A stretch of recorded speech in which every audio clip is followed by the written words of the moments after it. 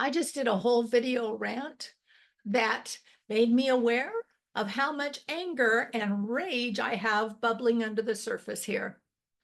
So the first thing I'm going to say in the politically correct version is don't bring your shit and dump it over here. It's not a safe place for you. It's not a safe place for me. It's not a safe place to be a white man in my world. Just ask my husband. We have to face the facts. That's what denial is. Denial is not a river in Egypt. Denial is a safety valve for our psychological profile that keeps us from getting overwhelmed by too much information too quickly.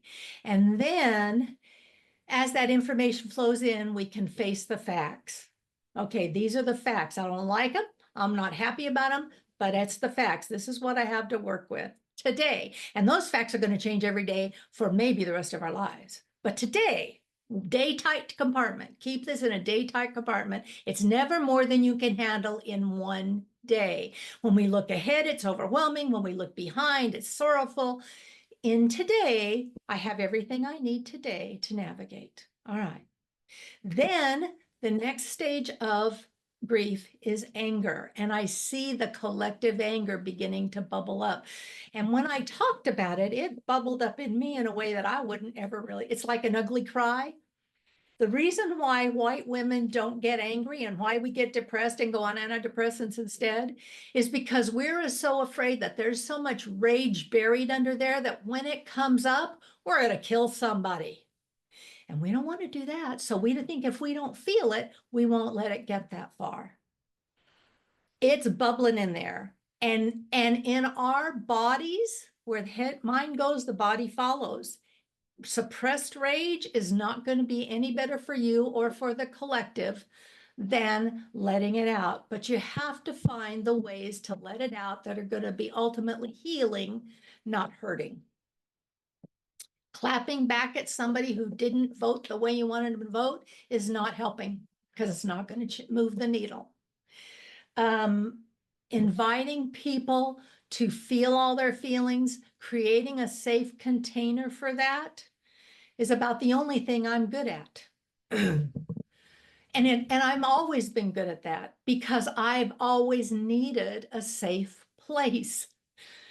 And the only people who need a safe place are the people who've never had one. I got asked today to do a little video about change management because every time there's trauma, every time there's bad morale, every time there's an issue, trust is broken. The process out is difficult. It's emotional. It's painful. It must be expressed to be healed. The dynamics are the same. Everything I've done has led to this moment. I want to offer spiritual insight in service to others. That's the grandmother effect if you have a safe and sane grandmother. And many of us didn't, and many of us don't. Sometimes we don't because we've been alienated from our grandmothers because of our mother's choices. Sometimes we don't because our grandmothers left the planet before we knew them. Sometimes we don't because our grandmothers were so traumatized they only knew how to traumatize another generation that traumatized us. The grief is real. The triggers are real. The trauma is real. The rage is real. And out of that rage comes your power. But your power doesn't come inside of the rage attack. That's not your power. That's the bear. The power comes after the anger and the bargaining and the depression. In acceptance, that's where the power is. We all want to run there with our, manufactured plans to make this better. You can't make it better for anybody. You can't even make it better for yourself. So you sure as hell aren't going to make it better for anybody else until you have sat with this long enough to get emotional, physical, and spiritual clarity. So while everybody else is rushing to say, it's been 3 days, you should be better by now, go come and join our movement, I'm suggesting that we slow the fuck down. Take yet another deep breath and don't get caught up in the momentum that wants to keep us crazy. The Underground Railroad that was so successful in the 1800s didn't happen but from a knee-jerk reaction. It happened from a connected network of behind-the-scenes workers with a heart for God and a love for their fellow man and a willingness to risk it all,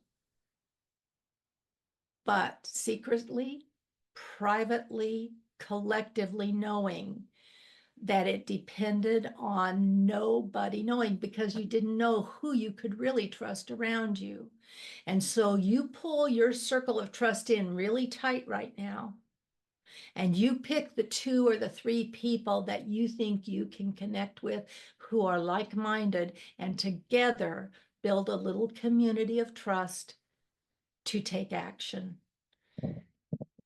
Don't tell everybody what you're doing. Don't run out there and wear a blue bracelet or a red flag. Don't be stupid. That's the grandmother's wisdom for today. Be safe out there.